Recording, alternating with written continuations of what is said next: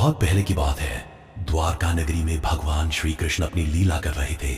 उनके भक्त सुख शांति का अनुभव कर रहे थे और समुद्र की लहरों के बीच नगर चमक रहा थे। एक दिन अचानक आकाश में अजीब सा अंधेरा छा गया। द्वारका के लोगों ने देखा कि एक राक्षस प्रकट हुआ है, जिसका रूप और शक्ति अनोखी थी। वो केवल बल से नहीं बल्कि मानसिक और आध्यात्मिक शक्ति से भी अत्यंत मजबूत था। लोग डर के मारे इधर उधर भागने लगे।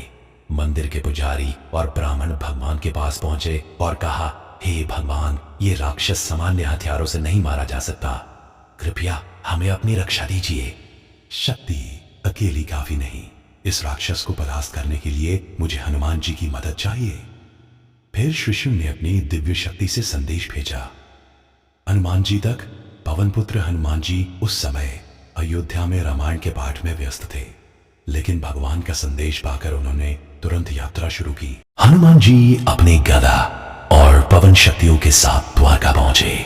उन्होंने देखा कि राक्षस ने शहर के गार्ड और योद्धाओं को परास्त कर रखा है।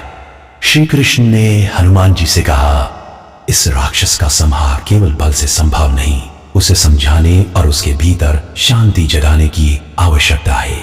हनुमान जी ने तुरंत राक्षस का ध्यान अपनी ओर आकर्षित किया, गदा से प्रहार किया, लेकिन राक्षस अडिग था।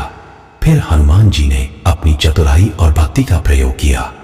वह राक्षस के सामने झुकते और फिर मुस्कुराते ताकि उसके मन में शांति की लहरें आए। श्री कृष्ण ने अपनी मुरली से राक्षस के मन में प्रेम और भक्ति का बीज बो दिया।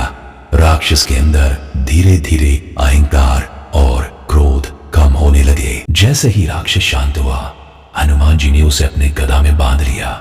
श्री कृष्ण ने हाथ उठाकर दिव्य शक्ति से राक्षस का पूर्ण रूप से सुधार कर दिया। राक्षस अब न केवल शांत था, बल्कि उसने अपने अंदर की बुराई छोड़ दी और भक्त बनने का प्रण लिया। द्वारका के लोग बहुत प्रसन्न हुए। उन्होंने देखा कि केवल शक्ति से नहीं बल्कि भक्ति, प्रेम और चतुराई का सम्मिलन ही किसी भी संकट को पार कर सकता है। श्री कृष्ण और हनुमान जी ने हंसते हुए कहा, सिर्फ बल ही पर्याप्त नहीं है, सच्ची भक्ति और प्रेम ही असली विजय है। इस दिन से द्वारका में ये कथा प्रसिद्ध हुई और हर कोई जान गया कि भगवान की लीला में शक्ति और भक्ति का सही संतुलन सबसे बड़ा अस्त्र है।